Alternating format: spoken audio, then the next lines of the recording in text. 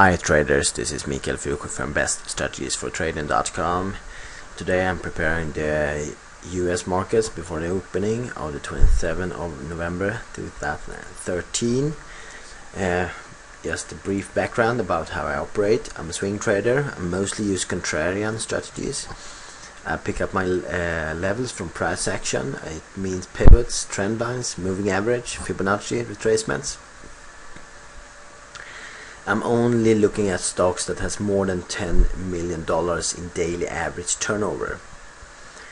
I'm finding my levels from my own developed scanning algorithm. I built them in the Metastock platform.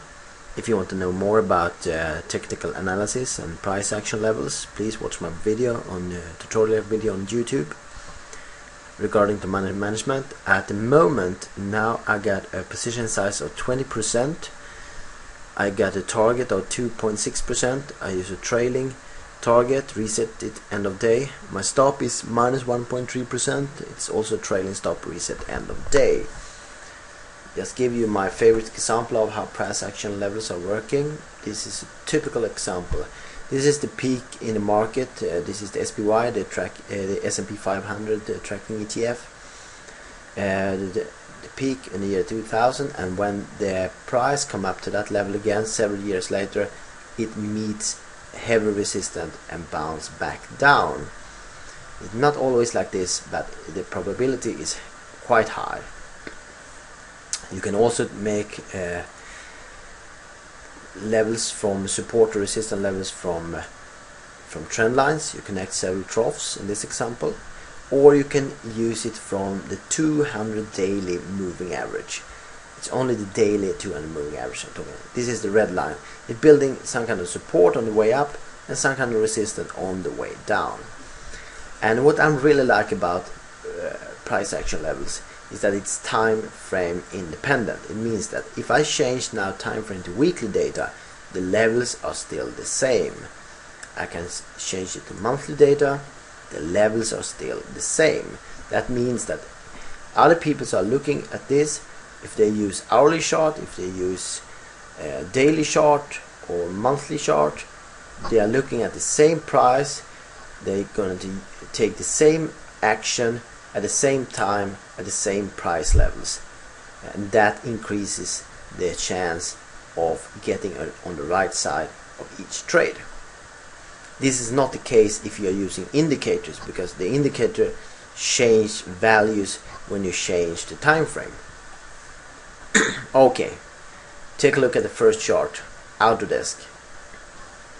I'm looking at this pivot, this high peak, and the value is 46.15. That's where I put in my short sell limit order. And I'm always looking at if that particular stock has any earnings release coming up, because if I take this trade, I don't want to hold it overnight and then the earnings announcements is coming and the stock will gap 5, 10, 15% against me on the opening. That's not a good way of trading. Okay, no problem with Autodesk. Next chart, Aflac. I'm taking this high peak.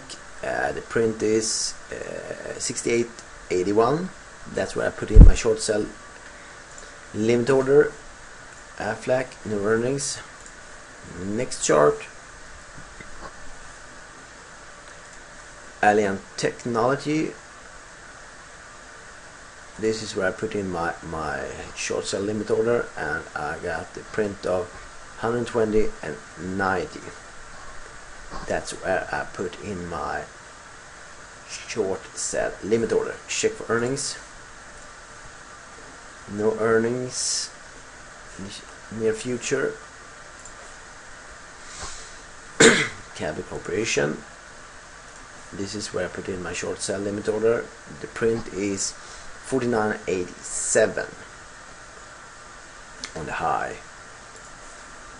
Capital Corporation, no earnings. Okay, next one.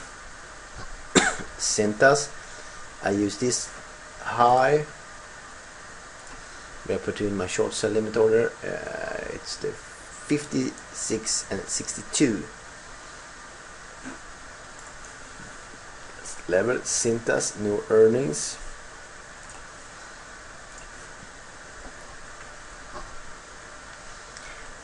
City National, I'm using this high, and the print is 78.54. That's where I put in my short sell limit order. No earnings coming up. Next chart, Decker's Outdoor, and this one I'm using a Fibonacci retracement. I draw the extensions and I got this level, and when I calculate this in exact mode before the video, I came up with the exact level of 84 and 32. That's where I put in my short sell limit order. Check for earnings. No earnings on Deckers. Look at the next chart. DLEC. This one I need to go to the daily time frame, and I will find that both you have the 200 moving average, and also if you bring a Fibonacci retracement you get a 50% retracement, and the 200 moving average is at 30 and 65. That's 30 and 65 cents. DLEC, check for earnings. No earnings. Next one, DST system, change the monthly time frame, and you get this high print, 88.72. That's where I put in my short sell limit order. DST system, no earnings as well. Next chart, healthcare retirement, and you might see what I'm looking at. It's easy to see it if you use daily. I'm looking at this trend line, connecting this trough to that trough, and you got a trend line, and that trend line has the exact print of 55 and 50 cents. That's where I put in my short sell limit order. Wrong. My long buy limit order. It's a support line. And check for healthcare systems. No earnings. And the last chart is Moody's. It's easy to see. I use this high peak, and the print is 76 and 9 cents. That's where I put in my short sell limit order. Okay, just check for any earnings on Modi. No. Okay, wrap it up.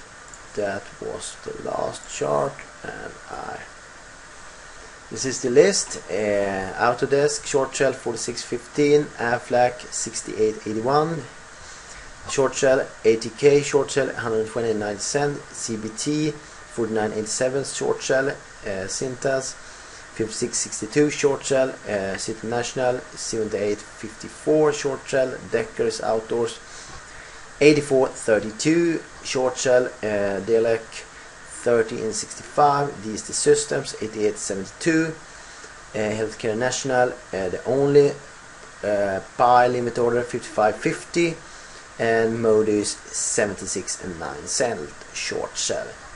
Okay, that was me, and remember, this is my personal limit orders. This is what I use. I don't want anyone to think this is specific advice, because trading with stocks, trading with financial instruments could be risky, could be dangerous. You can lose capital, maybe all capital. So please, if you do any trades, do not put more money on the line that you can afford to lose.